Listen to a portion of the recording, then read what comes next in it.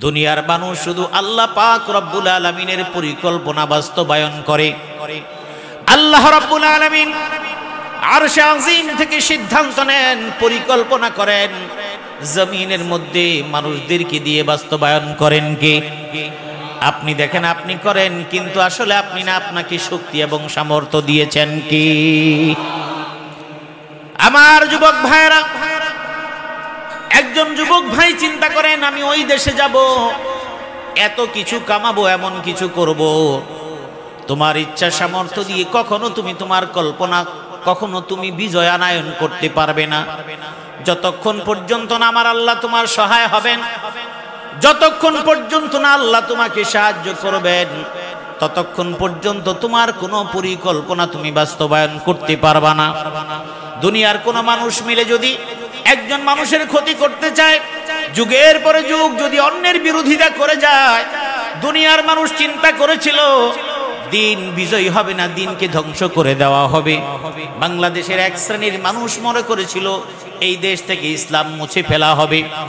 নারায়ে তাকবীরের স্লোগান যেন দিতে না পারে, এই জন্য নারায়ে তাকবীর স্লোগান যারা দিয়েছে তাদের বিরুদ্ধে পুলিশ লেলিয়ে দেওয়া হয়েছে। নারায়ে তাকবীর স্লোগান যারা দিয়েছে তাদের নামে মিথ্যা মামলা দেওয়া হয়েছে। যারা নারায়ে তাকবীর স্লোগান দিয়েছে তাদেরকে ঘর ছাড়তে বাধ্য করা হয়েছে। এরা ঘরে ঘুমাতে পারে নাই, বনে জঙ্গলে তাদের সময় পার করা লাগছে।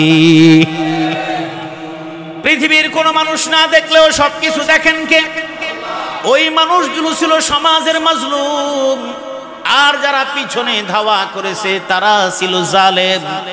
আল্লাহ পাক রব্বুল আলামিন বলেন, জালেমকে আমি সুযোগ দেই, কিন্তু তাকে আমি কখনো ছেড়ে দেই না। তার মানে জালেমকে আমি ছাড় দেই, ছেড়ে দেই না। জালেম জুলুম করে, একদিন করে, 2 দিন করে, 3 দিন করে, করতে করতে জালেমের কলিজাটা অনেক বড় হয়ে যায়। এক পর্যায়ে জালিম মনে করে আমার ক্ষমতার টিকিটাও কেউ কোনোদিন ছুঁতে পারবে না। জালিম মনে করে আমার বিরুদ্ধে যারা, তারা আমার কোনো কিছুই করতে পারবে না। এক পর্যায়ে ঠিকই জালিম দেখে আসলে তার বিরুদ্ধে যারা আছে তাদের শক্তি সামর্থ্য শেষ। ভয়, ভীতি, আতঙ্ক এবং ক্ষমতার অপব্যবহার করে যখন তাদেরকে নিঃশেষ করে দেওয়া হয়, দুনিয়ার মানুষের সামর্থ্য যেখানে শেষ হয়ে যায়, আমার আল্লাহ রব্বুল আলামিনের রহমত এবং সামর্থ্য সেখান থেকে শুরু হয়ে যায়। আল্লাহ রব্বুল আলামিন এই দুনিয়ার মানুষগুলোকে বোঝানোর জন্য যুগে যুগে জালেমদের ইতিহাসগুলো কোরআনে কারীমের মধ্যে তুলে ধরেছেন। আল্লাহ নবীর বিরুদ্ধে যখন মুশরিকরা বিরোধিতা করা শুরু করলো, আল্লাহ নবীর বিরুদ্ধে যখন জুলুম করা শুরু করলো, আল্লাহ নবী যখন তায়েফে গেলেন, ওই তায়েফবাসী যখন আল্লাহর নবীর বিরুদ্ধে শুধু বিরুদ্ধাচরণ নয়, তার বিরুদ্ধে শারীরিক নির্যাতন করলো, তাকে আঘাত করলো, রক্তাক্ত করে ফেললো। আল্লাহ নবীকে রক্তাক্ত করে ফেললেন, পাথর মেরে মেরে শরীর দিয়ে একেবারে দরদর করে রক্ত বেরোচ্ছে। আল্লাহ নবী হেঁটে যাচ্ছেন, কিন্তু তারা পিছন থেকে ধাক্কা দিচ্ছে, আঘাত করছে আর পাথর মারছে। নবী পড়ে যাচ্ছেন, আবার উঠে দাঁড়াচ্ছেন, এমন করে করে তাকে আঘাত করছে।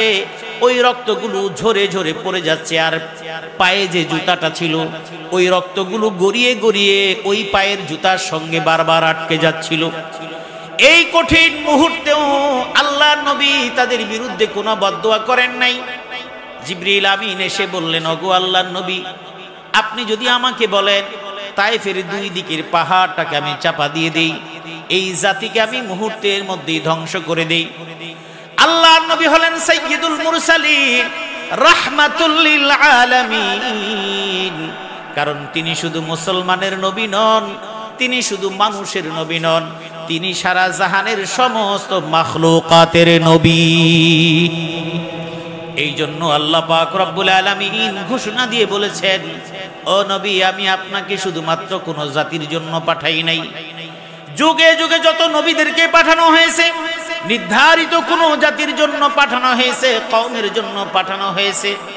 নূহ আলাইহিস সালামকে তার জাতির জন্য পাঠানো হয়েছে, মুসা আলাইহিস সালামকে বনি ইসরাইলের জন্য পাঠানো হয়েছে, ঈসা আলাইহিস সালামকে নির্ধারিত জাতির জন্য পাঠানো হয়েছে। ইব্রাহিম আলাইহিস সালাম একটা জাতির জন্য পাঠানো হয়েছে, কিন্তু আল্লাহর নবী শেষ নবী সাইয়্যিদুল মুরসালিন তাকে সারা জাহানের মাখলুকাতের জন্য পাঠিয়েছেন কি ওয়ামা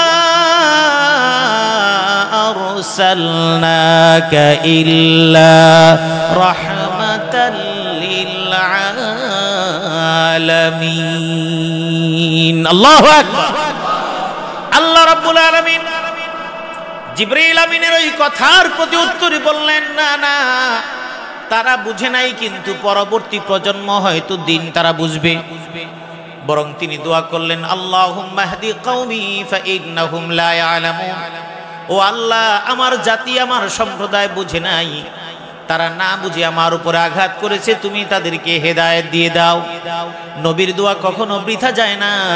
ওই তায়েববাসী ইসলাম গ্রহণ করে নি নেই, শুধু মক্কা মুকাররমার মানুষগুলো ইসলামকে পছন্দ করেছেন, যে কারণে আল্লাহ নবী মক্কা থেকে যখন হিজরত করে মদিনায় চলে গেলেন, আবার মদিনায় থেকে বিজয়ীর বেশে মক্কা মুকাররমায় চলে এসেছেন। সুবহানাল্লাহ। আমার ভাইরা, আল্লাহ রাব্বুল আলামিন হলেন সবচেয়ে বড় পরিকল্পনাবিদ। সূরা ফিলের মধ্যে আল্লাহ পাক রব্বুল আলামিন বুঝাই দিলেন, একজন জালেম শাসক যার নাম আবরাহা কাবা ধ্বংস করার জন্য চেষ্টা করেছে, কিন্তু দুনিয়ার মানুষ যত পরিকল্পনা করুক কোনো পরিকল্পনাই সফল হবে না। আল্লাহ রাব্বুল আলামিন যদি ওই পরিকল্পনা যদি বাস্তবায়ন না করেন, দুনিয়ার কোনো মানুষের পক্ষে পরিকল্পনা সফল করা সম্ভব না। আর দুনিয়ার মানুষ আল্লাহর বিরুদ্ধে কোনো কাজ যদি করার চিন্তা করে, তাহলে কোনোদিন সম্ভব না। আপনি চিন্তা করবেন আপনি 50 বছর পর্যন্ত ক্ষমতায় থাকবেন, আল্লাহ বলেন তোমার ক্ষমতায় থাকার মালিক কিন্তু তুমি না। কিন্তু একজন জালেম যখন ক্ষমতায় থাকে, ওই জালেম ক্ষমতায় থাকার কারণে সে এক সময় মনে করে নেয় আমার সামনে তো আমাকে নামাবার কোনো শক্তি নাই, আমাকে ধসানোর মতো কোনো ক্ষমতা নাই। এটা যখন অন্তরে আসে তখন আর জালেম থাকে না, জালেমের সঙ্গে আরেকটা গুণ যুক্ত হয়, সেটা হলো অহংকারী। একজন জালেম আর অহংকারী যখন হয়, আল্লাহ পাক রব্বুল আলামিন কোন অহংকারীকে কখনো জমিনের মধ্যে স্থায়ী করেন না, জালেমকে স্থায়ী করেন না, সুযোগ দেন কিন্তু তাকে ছেড়ে দেন না। যখন তাকে ধরেন তখন তাকে আর ছাড়েন না। আল্লাহ রাব্বুল আলামিন যুগে যুগে বুঝায় দিলেন। ইব্রাহিম আলাইহিস সালাতু ওয়াস সালামের ঘটনা জানেন। ইব্রাহিম আলাইহিস সালামকে নমরুদ সর্বশেষ তার রাজদরবারে ডাকলেন, কারণ ইব্রাহিম আলাইহিস সালামের কর্মকাণ্ডগুলো দেখেছেন। মূর্তির পূজার বিরুদ্ধে বলেছেন এবং মূর্তিগুলো ভেঙে ফেলা হয়েছে তার ব্যাপারেও তিনি বক্তব্য দিয়েছেন, এগুলি আপনারা জানেন। সর্বশেষ নমরুদ তাকে যখন তার রাজ্য ওই বালাখানার মধ্যে ডেকে এনে বললেন, ও ইব্রাহিম, তুমি আমাকে মানো কি না আমাকে বলো। বলে না, আমি আমার রবকে মানি। তখন সে বলল, আমি ছাড়া আবার তোমার রব আবার কে? তখন ইব্রাহিম আলাইহিস সালাম বললেন, আমার একজন রব আছে, যেই রব মানুষকে জীবিত করে এবং মৃত্যু বরণ করাতে পারে। এবার যখন বলল, ইব্রাহিম আলাইহিস সালামের কথার প্রতি উত্তরে নমরুদ যখন শেষবারের মতো বলল, আরে তুই আবার কোন রবের কথা বলিস যে জীবিত করতে পারে আবার মৃত্যু দিতে পারে? আমিও তো এমন ক্ষমতা রাখি, আমিও তো মানুষকে জীবিত করতে পারি এবং আমিও মৃত্যু দিতে পারি। এই কথা বলার পরে নমরুদ ইব্রাহিম আলাইহিস সালামের সামনে দুইজনকে ডাক দিলেন, দুই আসামিকে ডাক দিলেন, একজন অপরাধী আর একজন নিরপরাধ। একজন অপরাধী আর একজন নিরপরাধ, দুইজনকে ডাকার পরে যে অপরাধী যার মৃত্যুদণ্ড হওয়ার কথা ছিল তাকে খালাস করে দিলেন, আর যে নিরপরাধ যার মুক্ত হওয়ার কথা তাকে হত্যা করে ফেলল। কোরআনে কারীমে আল্লাহ পাক রব্বুল আলামিন বলছেন, ইয ক্বালা ইব্রাহিম রব্বিয়াল্লাযী ইউহয়ী ওয়া ইউমীত। ইব্রাহিম আলাইহিস সালাম বললেন, আমি তো তোমাকে রব বলে মানি না, কারণ সবাই বলতো আনা রব্বুকুমুল আলা। ফেরাউন নিজেকে রব্বুকুমুল আলা বলেছে, নমরুদ নিজেকে রব্বুকুমুল আলা বলেছে, তার মানে ভিন্ন ভিন্ন ভাষায় তারা বলেছে, কিন্তু তাদের বক্তব্য এক, আমার চাইতে ক্ষমতা ধরার কেউ নাই, আমি হলাম সব কিছুর একচ্ছত্র মালিক। আপনারা মনে করে নেন নমরুদ ইব্রাহিমের যুগে ছিল, ফেরাউন মুসা আলাইহিস সালামের যুগে ছিল, ওখানেই শেষ হয়ে গেছে না? ওই ইতিহাসগুলো আপনাকে আমাকে আল্লাহ রাব্বুল আলামিন কোরআনে কারীমের মাধ্যমে এই জন্য বুঝিয়েছেন। নমরুদ ইব্রাহিমের যুগে যেমন ছিল, ইব্রাহিমের মিশন নিয়ে যুগে যুগে যারা আসবে তাদেরকে প্রতিরোধ করার জন্য নমরুদের চরিত্র নিয়েও জালেম হাজির হয়ে যাবে। কথা বুঝেছেন কিনা? ইব্রাহিম আলাইহিস সালামের মিশন নিয়ে যারা আসবে তাদেরকে দমন করার জন্য যেই বাহিনীটা শাসক গোষ্ঠী থাকবে তারা নমরুদের ভূমিকায় তারা অবস্থান নেবে। আল্লাহ রাব্বুল আলামিন বুঝায় দিয়েছেন, ফেরাউন মুসা আলাইহিস সালামের যুগে ছিল, তুমি মনে করো না ফেরাউনের যুগ শেষ হয়ে গেছে। ফেরাউন যা যা করেছে তুমি হিসাব নিকাশ মিলায় দেখো।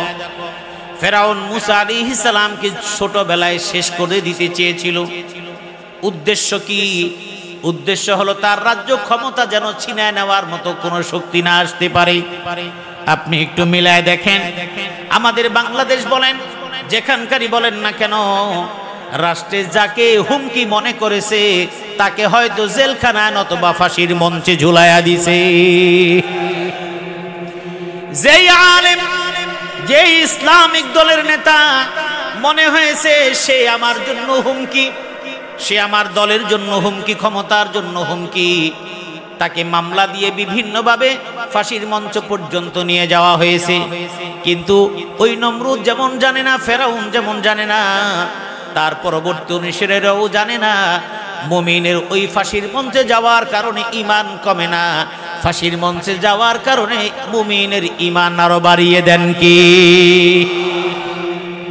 ইব্রাহিম আলাইহিস সালাম যখন বললেন রব্বিয়াল্লাযী ইউহয়ী ওয়া ইউমীত, তখন নমরুদ বলল ক্বালা আনা উহয়ী ওয়া উমীত, তুমি যেই রবের কথা বলো জীবিত করে মৃত্যু দেয়, আমিও তো পারি।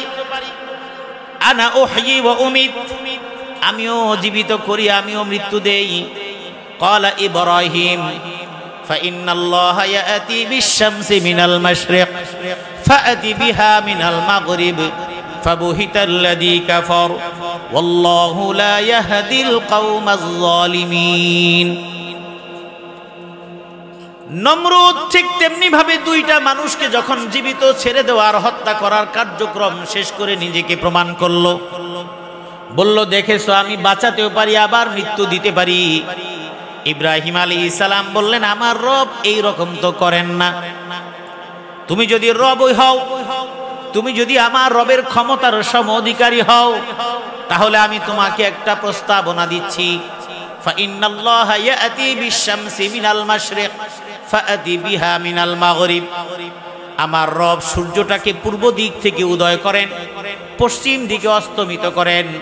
তোমার যদি এতই ক্ষমতা হয়, তুমি যদি আমার রবের সমকক্ষ হয়ে থাকো, তুমি যদি আমার আল্লাহর সমকক্ষ হও, তাহলে সূর্যটা পশ্চিম দিকে অস্তমিত হয়, কিন্তু তোমার ক্ষমতা দিয়ে তুমি দেখায় দাও সূর্যটাকে পশ্চিম দিকে তুমি উদয় করে দেখাও। ফাবুহিতাল্লাযী কাফার, এই কথার কারণে, এই প্রস্তাবের কারণে তারা হতভম্ব হয়ে গেল, তার মানে কোনো জবাব নাই। আল্লাহ বললেন আল্লাহু লা ইয়াহদিল কওমাজ যালিমিন, যত যাই হোক না কেন, যখন তারা পারে না, যখন তারা যুক্তিতেও পারে না, তর্কেও পারে না, কোনো কিছুতেই পারে না, তখন তারা স্বীকারও করে না। আল্লাহ বললেন জালেমরা কখনো হেদায়েত প্রাপ্ত হয় না। আপনি দেখবেন বর্তমান যুগেও যারা জালেম, হাজার মানুষ নির্যাতন করে, নিপীড়ন করে, মিথ্যা মামলা দিয়ে ঘরছাড়া করে, তারপর তাদের মধ্যে, অন্তরের মধ্যে সামান্যতম কোনো অনুশোচনা নাই। খুন করে ফেলার পরেও ভিতরে কোনো অনুশোচনা কাজ করে না যে আমি অন্যায় করেছি। এরা জালেম। আল্লাহ বলছেন জালেম কখনো হেদায়েত পায় না। এবং আপনি মিলায় দেখবেন কোরআনের আয়াতের সাথে, সেই যুগের জালেম আর আধুনিক যুগের জালেম সবার চরিত্র এক। কথা বলেন ঠিক কিনা? নামের মধ্যেই শুধু পার্থক্য, চরিত্রে কোনো পার্থক্য নেই, একই চরিত্র। আল্লাহ বলেছেন আল্লাহু লা ইয়াহদিল কওমাজ জালিমিন। এবার যখন বুঝলেন ইব্রাহিমকে আর দমন করা যাবে না, তারপরে সিদ্ধান্ত নেওয়া হলো হাররিকুহু ওয়ানসুরু আলিহাতাকুম ইন কুনতুম ফাইলিন। আমি আপনাকে বুঝাতে চাই মাস্টার মাইন্ড কে। জোরে বলেন কে? আরো জোরে বলেন কে? মনে রাখবেন যুবক, যুবতী, বৃদ্ধ, বৃদ্ধা, জড় সর্ববয়সের পুরুষ নারী সকলকে আমি বলছি, আপনি মনে রাখবেন আপনার জীবনের এক সেকেন্ডের একটা কাজ আল্লাহর সিদ্ধান্তের বাহিরে আপনার একার পক্ষে কখনোই করা সম্ভব না। আপনি প্রস্তুতি নেবেন, আল্লাহ যদি আপনাকে সুযোগ না দেয় আপনি পারবেন না। এবং সেটা কি জানেন? আপনার জন্মের 50,000 বছর আগে নির্ধারণ করে রেখেছেন কে? জোরে বলেন কে? এই সিদ্ধ অঞ্চলের মানুষ আজকে যে অবস্থানে আছেন, এখন থেকে 30 বছর আগে আপনাদের অবস্থান সেটা ছিল না। আমি এখানে কথা বলছি, 30 বছর আগে আমি এই অবস্থানে ছিলাম না। আমার আশেপাশে যেই মুরব্বীরা আছেন, বড় ভাইরা আছেন, 30 বছর আগে তাদের পরিচয়, তাদের অবস্থান এই অবস্থায় ছিল না। আবার 10 বছর পরে তারা কেমন হবে তারা নিজেরাও জানেন না। তাহলে অতীতেরটাও আপনার হাতে নাই, বর্তমানেরটাও আপনার কন্ট্রোলে নাই, ভবিষ্যৎ তো আপনি জানেনই না। তাহলে আপনি জানেন কি? কি জানেন? কিচ্ছু আপনি জানেন। সবকিছু জানেন কি? সবকিছু প্ল্যানিং করেন কে? প্রত্যেকটা সন্তান মায়ের গর্ভে যখন আসে, মায়ের গর্ভের সন্তানকে পাহারা দেওয়ার জন্য, প্রতিটা মায়ের জরায়ু পাহারা দেওয়ার জন্য ফেরেশতা নিয়োগ করে দেন কে? আল্লাহ নিয়োগ করে দেন। যে কারণে মায়ের গর্ভে সন্তান সবচেয়ে সুরক্ষিত, সবচেয়ে সুন্দর সুরক্ষিত অবস্থায় থাকে। যখন সন্তানের প্রক্রিয়া ধীরে ধীরে ধীরে ধীরে আল্লাহ পাক রব্বুল আলামিন প্রস্তুত করেন, এক পর্যায়ে এবার সন্তানটা ছেলে হবে না মেয়ে হবে এটার একটা সিদ্ধান্ত নেবে। ফেরেশতা জিজ্ঞেস করে, হে আল্লাহ, এই গর্ভের সন্তান সলিমউদ্দিনের স্ত্রীর গর্ভে যে সন্তান সেটা কি আযাকারুন আম উনসা, এটা কি ছেলে হবে না মেয়ে হবে? এই ব্যাপারে আল্লাহর কাছে জানতে চান। আল্লাহ সিদ্ধান্ত নেন, সিদ্ধান্ত অনুযায়ী ছেলে কিংবা মেয়ে দেন। সুবহানাল্লাহ। কিন্তু দুর্ভাগ্য, আপনাদের এলাকায় হয়তো নাই, আবার থাকতেও পারে। আমাদের দুর্ভাগ্য হলো আমাদের মা বোনেরা, ভাইয়েরা, সন্তান যার হয় না, অথবা যার 2টা কন্যা সন্তান, এখন পুত্র সন্তান চায়, আল্লাহর কাছে না চাইয়া বাবার কাছে গিয়া চায়। আছে না নাই? সব সব ধ্বংস হয়ে গেল, সব ধ্বংস হয়ে গেল। শিরক করলেন, লা ইন আশরাকতা লা ইয়াহবাতান্না আমালুক ওয়া লা তাকুনান্না মিনাল খাসিরিন। শিরক করলেন, আপনার সারা জীবনের সবকিছু বরবাদ হয়ে গেল। অনেকেই বলবেন, হুজুর আপনার কথা মানলাম না। কেন মানলেন না? এই জন্য মানলেন না যে 5 বছর পর্যন্ত অপেক্ষা করে দেখেছি সন্তানাদি হয় না।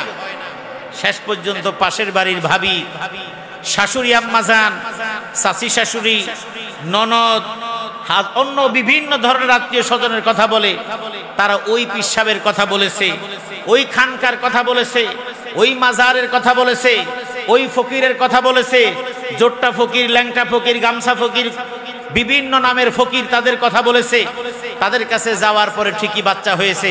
আপনি ভুল করেছেন। আমি এবার আপনাকে বুঝিয়ে দিচ্ছি, আপনার সন্তান এই মুহূর্তে হবে এটা সিদ্ধান্ত নিয়েছেন কে?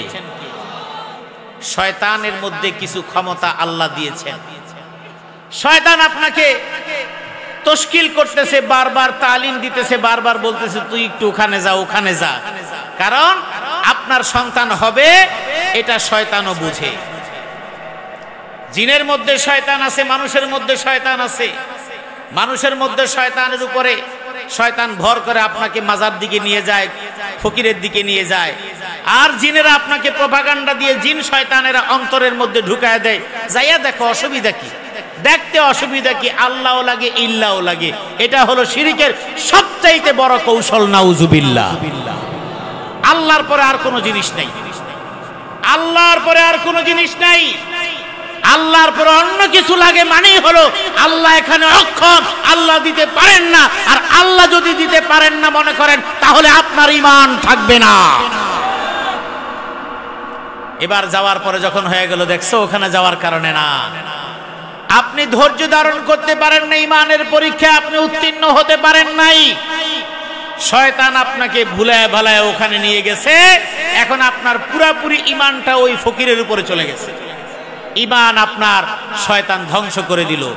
এই জন্য কথাটা বললাম, কোরআন আপনাকে কি বলে দিয়েছে, লিল্লাহি মুলকুস সামাওয়াতি ওয়াল আরদ ইয়াখলুকু মা ইয়াশাউ ইয়াহাবু লিমান ইয়াশাউ ইনাসা ওয়া ইয়াহাবু লিমান ইয়াশাউ যুকুর আও ইউযাওয়িজুহুম যুকরানা ওয়া ইনাসা ওয়া ইয়াজআলু মান ইয়াশাউ আকিমা। লিল্লাহি মুলকুস সামাওয়াতি ওয়াল আরদ ইয়াখলুকু মা ইয়াশা। আল্লাহ রাব্বুল আলামিনের ক্ষমতা আসমান জমিনের সব কিছু, তিনি যা খুশি সৃষ্টি করেন। যাকে চান কন্যা সন্তান দেন, যাকে চান পুত্র সন্তান দেন, আবার যাকে চান পুত্র সন্তান কন্যা সন্তান দুটোই দেন, আবার যাকে চান কোনো সন্তানই দেন না। আল্লাহ পাক রব্বুল আলামিনের ক্ষমতা সবকিছু। কিন্তু যখন একজন মানুষ মনে করে অন্য কোনো মানুষের মাধ্যমে সন্তান হয়, আল্লাহর ক্ষমতাকে ভাগ করে আরেকজনের কাছে দিয়ে যাওয়া হয়, এটার নাম হলো শিরিক। আল্লাহ রাব্বুল আলামিন বুঝায় দিলেন, আমার চাইতে ক্ষমতাধর কেউ নাই। পরিকল্পনা তুমি যা কিছু করো না কেন, তোমার পরিকল্পনা কোনো কাজ হবে না। তোমার জীবনে যা কিছু হবে সব কিছু তোমার জন্মের আগে আমি নির্ধারণ করে দিয়েছি। ওই গর্ভের সন্তানকে যখন আল্লাহ পাক রব্বুল আলামিন নারী কিংবা পুরুষ বানাবেন, বানানো হন অঙ্গ প্রত্যঙ্গগুলো দিয়ে দেন। এরপরে যখন ওই সন্তানগুলোর মধ্যে যখন রূহ দেওয়া হবে, জিবরিল আমিনকে বলেন রূহ দিয়ে দাও। কিন্তু রূহটা ফিট করার আগে ওই সন্তানের জীবনের জন্য 4টা জিনিস তুমি নির্ধারিত ফাইনাল করে সিলমোহর মেরে দাও। তার মানে প্রত্যেকটা বনি আদম পৃথিবীতে আসার আগে তার জন্য চূড়ান্ত কিছু বিষয় নিয়ে আসে, যেটার কোনো পরিবর্তন নাই। তার মধ্যে অন্যতম একটা হলো তার মৃত্যু।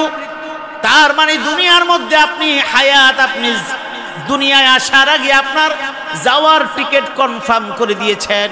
তার মানে একটা সন্তান দুনিয়ায় আসার আগে তার মৃত্যুর দিন, তারিখ, সময়, ক্ষণ সবকিছু লিখে দেন কি।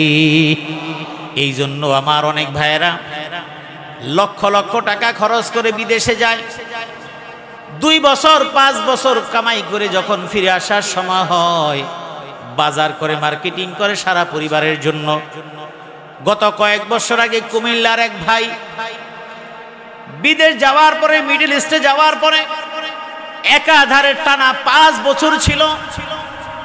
এবার বাড়িতে বিয়ে শাদী ঠিক করা হয়েছে, বিয়ের জন্য মার্কেটিং করেছেন, সব কিছু করা শেষ। আগামীকালকের ফ্ল্যাট বিকাল বেলা অবসর সময় বাঙালি মার্কেটে বাঙালি বন্ধুদের সঙ্গে দেখা করার জন্য গিয়েছে। বিকালবেলা তাদের সাথে গল্প স্বল্প করে বাসায় ফেরার পথে রাস্তা ক্রস করার সময় অ্যাক্সিডেন্টে জায়গার মধ্যে মৃত্যুবরণ করে। ওই বাড়ির মধ্যে রোল পড়ে যায়, কান্নার রোল পড়ে যায়।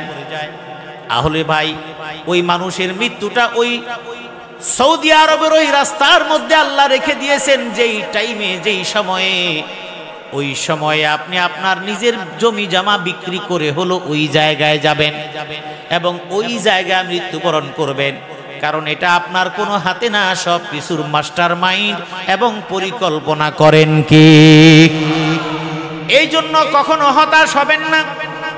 কোনো কিছু যদি নিজের হাত ছাড়া হয়ে যায়, মা ভাই বোন সকলকে বলছি, হাত ছাড়া হয়ে গেলে কখনো আফসোস করবেন না। মনে করে নেবেন এই জিনিসটা আপনার ছিল না। আর জীবনে রাখবেন যেটা আপনার না, আপনি সারা দিন চেষ্টা করেও, সারা জীবন চেষ্টা করেও আপনি আপনার করে পাবেন না। আর যেই জিনিসটা আপনার, সেটা কোনোদিন আপনার থেকে কেউ নিতে পারবে না।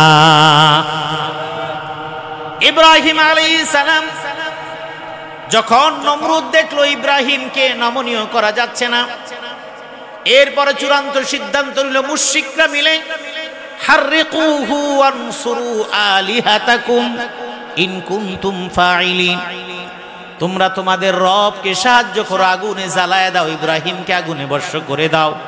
এটাও আপনারা শুনেছেন। নমরুদ বিশাল অগ্নিকুণ্ড বানিয়ে ইব্রাহিম আলাইহিস সালামকে নিক্ষেপ করে দিলেন। ওই ঘটনা আমার বলা মাকসাদ না, মূল বিষয়টা। মূল বিষয় হলো আপনি ক্ষতি করতে চান, আবার আপনি পরিকল্পনা করেন, আপনার ক্ষমতার চেয়ার আপনি ছাড়বেন না, আপনি পরিকল্পনা করেন জুলুম করতে করতে সমাজের মধ্য থেকে মানুষকে আপনি নিশ্চিহ্ন করে দিবেন, আপনার চিন্তাধারার মানুষ ছাড়া অন্য কোনো মানুষকে রাখবেন না।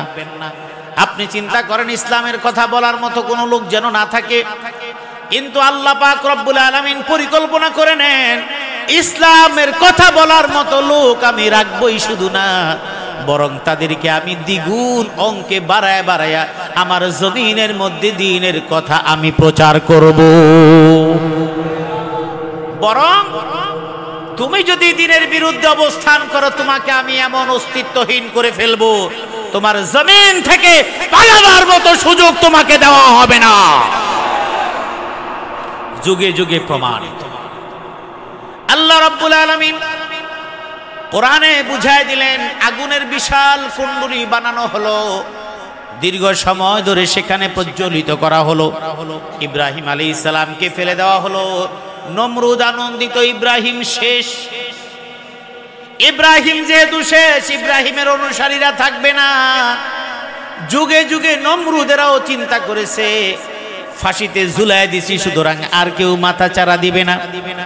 কিন্তু যারা ইসলামকে নিভাতে চায় তারা জানে না ফাঁসির মঞ্চের মাধ্যমে, শাহাদাতের রক্তের মাধ্যমে ইসলামের বিজয় আরো ত্বরান্বিত করে দেন কি। ইউরিদুনা লিইউতফিউ নূরাল্লাহি বিআফওয়াহিহিম ওয়াল্লাহু মুতিম্মু নূরিহি ওয়ালাউ কারিহাল কাফিরুন। আল্লাহ রাব্বুল আলামিন বলেন, পৃথিবীর সমস্ত মানুষ যুগে যুগে চেয়েছে ইসলামকে নিভিয়ে দিতে, ইসলামকে স্তব্ধ করে দিতে, কিন্তু আল্লাহ রাব্বুল আলামিনের পরিকল্পনা হলো ভিন্ন। তিনি চেয়েছেন ইসলামকে প্রজ্বলিত করে দিতে। এই জন্য ইসলামকে প্রজ্বলিত করার জন্য তিনি চেয়েছেন যারা বিরোধিতা করেছে তাদেরকে যুগে যুগে শেষ করে দিয়েছেন, ইসলামকে বিজয়ী করে দিয়েছেন কি। ইব্রাহিম আলাইহিস সালামকে ফেলে দিলেন, কিন্তু ইব্রাহিম জ্বলে না, কিন্তু আগুন ঠিকই জ্বলে। সুবহানাল্লাহ। আগুন জ্বলে, দাউ দাউ করে জ্বলে, কিন্তু ইব্রাহিম জ্বলে না। ওই আগুনের ওই কুণ্ডলীর মধ্যে বসে বসে ইব্রাহিম কি সুন্দর মুস্কি মুস্কি হাসে। নমরুদের মাথা খারাপ। ইমাম তিরমিজি রাহমাতুল্লাহি আলাইহি একটা হাদিস উল্লেখ করেছেন, যেটা আল্লাহ নবী ইবনে আব্বাস রাদিয়াল্লাহু তাআলা আনহুর প্রশ্নের জবাবে বলেছেন। ইবনে আব্বাস রাদিয়াল্লাহু তাআলা আনহু আল্লাহর নবীকে বিভিন্ন বিষয়ে প্রশ্ন করলেন। ওই প্রশ্নের জবাবে সমাধানগুলো দিতে দিতে এক পর্যায়ে আল্লাহর নবী বললেন, শোনো, পৃথিবীর মানুষ মিলে যদি তোমার কোনো ক্ষতি করতে চায়, এই সিদ্ধা শরীয়তপুরের মানুষ আপনারা ভালো করে খেয়াল করে রাখবেন, আপনি যদি সৎ পথে থাকেন, আপনি যদি ন্যায়ের পথে থাকেন, আপনার বিরুদ্ধে আপনার সমাজ চলে যাবে, আপনি বিচলিত হবেন না। আপনি যদি ন্যায়ের পথে থাকেন, আপনার বিরুদ্ধে আপনার পরিবার চলে যাবে, আপনি বিচলিত হবেন না। আপনার বিরুদ্ধে আপনার পরিবারের সদস্যরা চলে যাবে, আপনি বিচলিত হবেন না। কখনো কখনো আপনার বিরুদ্ধে আপনার পরিবার চলে যেতে পারে, কখনো কখনো আপনার বিরুদ্ধে আপনার সমাজ চলে যেতে পারে, কখনো কখনো আপনার বিরুদ্ধে আপনার রাষ্ট্র চলে যেতে পারে। আল্লাহ পাক রব্বুল আলামিন কোরআনের মাধ্যমে বুঝায় দিলেন, তোমার পরিবার যদি তোমার ক্ষতি করার জন্য দাঁড়ায় যায়, তুমি আফসোস করবে না। তুমি ইউসুফ আলাইহিস সালামের কাহিনীর দিকে খেয়াল করো, কারণ ইউসুফ আলাইহিস সালামের সবচেয়ে ঘোরতর শত্রুরা ছিলেন তাদের পরিবারের সদস্যরা। আপন ভাইরা তার ক্ষতি করার চেষ্টা করেছে। তুমি তো নবীর চাইতে শ্রেষ্ঠ না, সুতরাং তোমার পরিবার যদি তোমার ক্ষতি করার চেষ্টা করে, তুমি যদি সত্যিকারে দ্বীনের পক্ষে এবং সততা এবং ন্যায়ের পক্ষে থাকো, তুমি বিশ্বাস রাখবা তোমার আল্লাহ তোমাকে হেফাজত করবেন, কেউ তোমার সামান্যতম ক্ষতি করতে পারবে না। আল্লাহ নবী বললেন, লাউ ইজতামাউ আলা আন ইয়ানফাউকা বিশাইইন লাম ইয়ানফাউকা বিশাইইন ইল্লা ক্বাদ কাতাবাহু আল্লাহু লাক ওয়ালাউ ইজতামাউ আলা আন ইয়াদুররুকা বিশাইইন লাম ইয়াদুররুকা বিশাইইন ইল্লা ক্বাদ কাতাবাহু আল্লাহু লাক। এটা আমার কোনো কথা বলছি না, এটা হলো নবীর কথা। নবী বলছেন লাউ ইজতামাউ আলা আন ইয়ানফাউকা, তোমার সামান্যতম কোনো উপকার করতে পারবে না। হাসপাতালে রোগী টাকার গাঁটটি নিয়ে দাঁড়ায় আছেন, ডাক্তারও অনেক বড় ডাক্তার, আপনি অস্থির হয়ে বলছেন ডাক্তার আমার এই আপনার যে আত্মীয় হোক, সন্তান হোক, বাবা হোক, মা হোক, আপনি আমার সন্তানকে আপনি সুস্থ করে তোলেন, টাকা যা লাগে আমি দেব। ডাক্তার কিন্তু একসময় মুস্কি হেসে বলবেন টাকা দিয়ে তো কিছু হবে না, আল্লাহর উপর ছেড়ে দেন। বলে কি বলে না? তার মানে কি? টাকা এখানে অচল, ক্ষমতা এখানে অচল, সব কিছু অচল। সবচাইতে ক্ষমতাধর শক্তিবান সিদ্ধান্ত তখন কার? ডাক্তাররা সিদ্ধান্ত নিয়েছে এই রোগী হয়তো বাঁচবে না, অপেক্ষা করেন, নিয়ে যাওয়ার জন্য রেডি হন। আবার অনেক ক্যান্সার বা বিভিন্ন দুরারোগ্য ব্যাধিতে অনেককে পাওয়া যায়। ডাক্তার সিদ্ধান্ত নিয়েছেন বাড়িতে নিয়ে যান, ভালো মন্দ খাওয়ান, যে কয়দিন রাখে। কিন্তু দেখা যায় ৫-৬ বছর পরও সে দিব্যি রাস্তা দিয়ে হাঁটে, আছে না নাই? আবার কখনো মানুষ সিদ্ধান্ত নেয় রোগ ভালো হয়ে গেছে, লোকটা ভালো হয়ে গেছে, আবার দেখা যায় সুস্থ সবল মানুষ বাড়িতে আসার পর হঠাৎ করে দুনিয়া থেকে বিদায় হয়ে গেছে। তার মানে আসলে সিদ্ধান্তটা কার? তাহলে সারা দুনিয়ার মানুষ মিলে তোমার উপকারের জন্য দাঁড়িয়ে থাকবে, কাজ হবে না। আবার সারা দুনিয়ার মানুষ মিলে তোমার ক্ষতি করতে চাইছে, কিন্তু আল্লাহ সিদ্ধান্ত নিয়েছে তোমার কোনো ক্ষতি করতে দেওয়া হবে না। ওয়ালাউ ইজতামাউ আলা আন ইয়াদুররুকা বিশাইইন লাম ইয়াদুররুকা বিশাইইন ইল্লা ক্বাদ কাতাবাহু আল্লাহু লাক। সারা দুনিয়ার মানুষ মিলে সিদ্ধান্ত নিল তোমার ক্ষতি করবে, কিন্তু আল্লাহ সিদ্ধান্ত নিলেন তোমার ক্ষতি হতে দিবেন না। সারা দুনিয়ার মানুষ মিলেও তোমার সামান্যতম পশম নাড়াতে পারবে না। ইব্রাহিম আলাইহিস সালাম আগুনের মধ্যে দাউ দাউ করে আগুন জ্বলছে, নমরুদ খুশি, নমরুদের অনুসারীরা খুশি, ইব্রাহিম শেষ। ইব্রাহিমের পরে আর কেউ কথা বলার মতো থাকবে না। কিন্তু আসলে তো আল্লাহ পাক রব্বুল আলামিন মঞ্জুর করে রেখেছেন শুধু ইব্রাহিম নয়, ইব্রাহিমের সন্তান হবে ইসমাইল, ইসমাইলের সন্তানের এই প্রক্রিয়ায় হবে নবী মুহাম্মদুর রাসূলুল্লাহ সাল্লাল্লাহু আলাইহি ওয়াসাল্লাম। এই ইব্রাহিমের ধর্মটাকে আল্লাহ রব্বুল আলামিন শুধু ওই ফিলিস্তিন কিংবা আশেপাশের নগরীতে নয়, ওই ইসলামকে সারা বিশ্বব্যাপী বিজয়ী করে দিবেন কি? ইব্রাহিম আলাইহিস সালামকে হেফাজত করার সিদ্ধান্ত নিলেন আল্লাহ, মাস্টার মাইন্ড হলেন আল্লাহ, সিদ্ধান্ত নিলেন আরশে আজিম থেকে। তিনি আগুনের মালিক, তিনি পানির মালিক। আগুন তার নির্দেশনা মানে, পানিও তার নির্দেশনা মানে। আগুনকে শুধু নির্দেশনা দিলেন, কুলনা ইয়া নারু কুনি বারদাও ওয়া সালামা বারদাও ওয়া সালামান আলা ইব্রাহিম। আল্লাহ রাব্বুল আলামিন ঘোষণা করে আল্লাহর নবীকে ঘটনাগুলো শোনাচ্ছেন। কোরআনের যত কথা সবগুলো আল্লাহর নবীকে শোনাচ্ছেন কি? জোরে বলেন কি? কোরআনে যা পড়বেন মনে রাখবেন এই কথাগুলো সময়ের সাথে সাথে আল্লাহ পাক রব্বুল আলামিন আল্লাহর নবীকে শোনাচ্ছেন।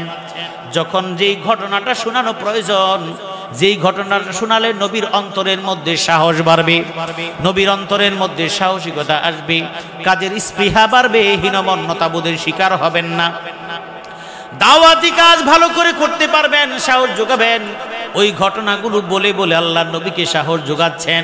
ইব্রাহিম আলাইহিস সালামের ঘটনাটুকু বললেন, ইউসুফ আলাইহিস সালামের ঘটনাও বললেন, মুসা আলাইহিস সালামের ঘটনাও বলেছেন। হিজরত যখন মক্কা মুকাররমা ছেড়ে মদিনা মুনাওয়ারা চলে যেতে বাধ্য হলেন, প্রিয় জন্মভূমি মক্কা মুকাররমার দিকে তাকিয়ে তাকিয়ে যখন নবী কাঁদছিলেন, চোখের পানি ফেলে ফেলে কাঁদছিলেন আর বলছিলেন, ও মক্কা, আমি তোমার উপরে জন্মগ্রহণ করেছি কিন্তু মক্কার অধিবাসীরা আমাকে থাকতে দিল না। এইরকম ভাবে নবী যাচ্ছেন বারবার নিজের মাতৃভূমির দিকে তাকিয়ে তাকিয়ে যখন কাঁদছিলেন, আল্লাহ পাক রব্বুল আলামিন আল্লাহর নবীর এই অবস্থাগুলো যখন সৃষ্টি হলো, মনের মধ্যে ব্যথা বেদনার সৃষ্টি হলো। আল্লাহ পাক রব্বুল আলামিন মুসা আলাইহিস সালামের ঘটনাটা বুঝায় দিলেন, মুসা আলাইহিস সালামের কাহিনী বলে দিলেন। মুসা আলাইহিস সালামকেও ফেরাউন কিন্তু তার দেশ থেকে দেশান্তরিত করে দিয়েছেন, আবার ওই মুসা আলাইহিস সালামকে ফিরিয়ে নিজ দেশে প্রতিষ্ঠিত করেছিলেন কি? তাহলে ফেরাউনের মাস্টার মাইন্ড যেভাবেই হোক না কেন, আল্লাহর চাইতে বড় মাস্টার মাইন্ড কিন্তু কেউ হতে পারে না। ফেরাউন এই দেশান্তরিত করে দিয়েছে, আল্লাহ পাক রব্বুল আলামিন মুসা আলাইহিস সালামকে এনেছেন, বিজয়ী করেছেন, ফেরাউনকে ধ্বংস করে মুসা আলাইহিস সালামকে প্রতিষ্ঠিত করেছেন কি? আল্লাহ নবীকে এই ঘটনাগুলো শুনিয়ে শুনিয়ে চাঙ্গা করছেন। ইব্রাহিম আলাইহিস সালামের কথাও বললেন। আল্লাহ পাক রব্বুল আলামিন আগুনকে নির্দেশনা দিলেন, হে আগুন, ইয়া নারু কুনি বারদাও ওয়া সালামান আলা ইব্রাহিম। আল্লাহ পাক রব্বুল আলামিন আগুনকে লক্ষ্য করে বললেন, হে আগুন, কুনি বারদাও ওয়া সালামা, তুমি ঠান্ডা শীতল হয়ে যাও। বারদুন মানে হলো ঠান্ডা শীতল হয়ে যাওয়া। যদি শুধুমাত্র শীতল হওয়ার কথা বলতেন, হতে পারতো আগুনটা বরফের মতো ঠান্ডা হয়ে যেত। যদি বরফের মতো ঠান্ডা হয়ে যায়, ওই বরফটাও কিন্তু কষ্টের একটা কারণ। কারণ আপনার হাতের মধ্যে যদি বরফের চাকা শীতের মধ্যে দিয়ে দেওয়া হয়, তাহলে কষ্ট কিন্তু বেশি লাগবে। আপনাকে যদি প্রচন্ড হিমবাহ কিংবা পাথরের কিংবা ওই বরফের অঞ্চলের মধ্যে খালি গায়ে রাখা হয়, অথবা প্রচন্ড শীতের মধ্যে যদি খালি গায়ে যদি রাস্তার মধ্যে রেখে দেওয়া হয়, কষ্ট পাবেন। আগুন যদি ঠান্ডা হয় আর যদি বরফের মতো হয়, ইব্রাহিম আলাইহিস সালামের কষ্ট হবে। এই জন্য আগুনকে নির্দেশনা দিলেন, ঠান্ডা হও। কেমন ঠান্ডা হও?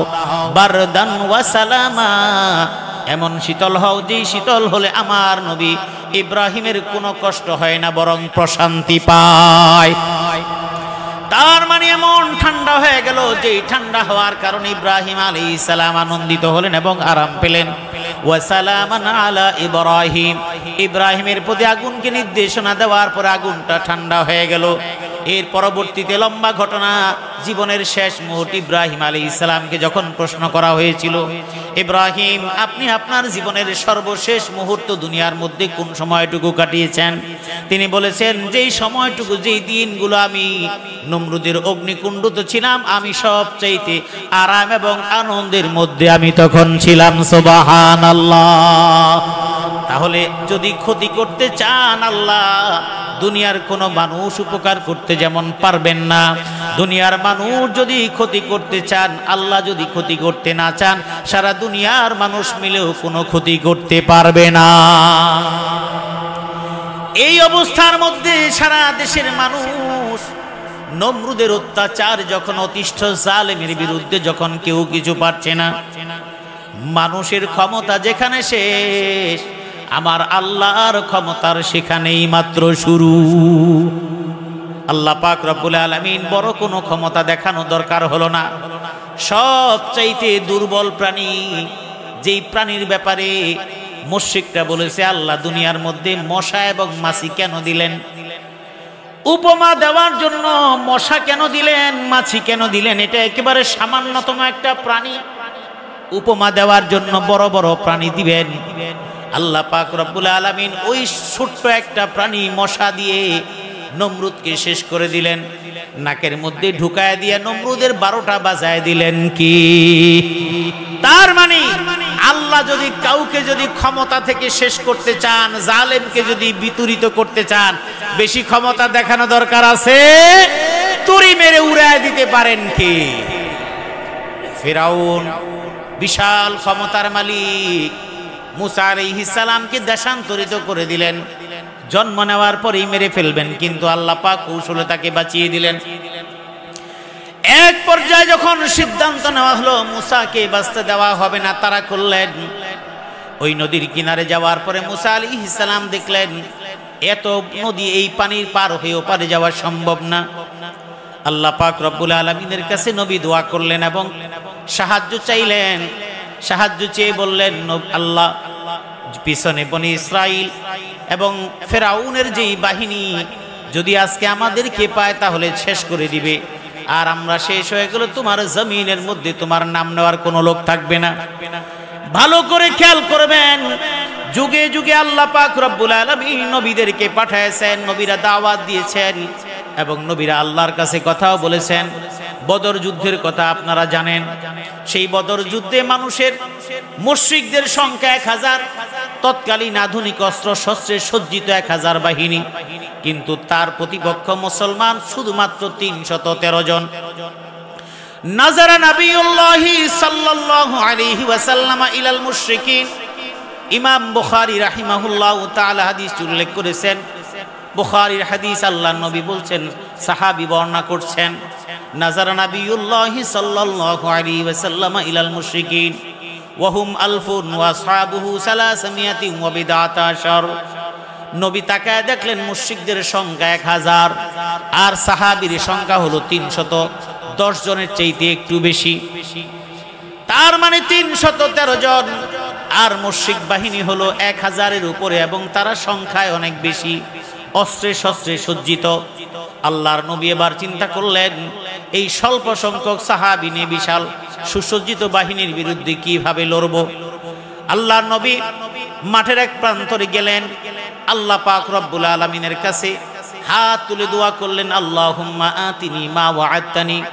দোয়া করলেন, ওগো আল্লাহ, আজকে তুমি আমাকে তা দাও যা ব্যাপারে তুমি আমার সাথে অঙ্গীকার করেছো।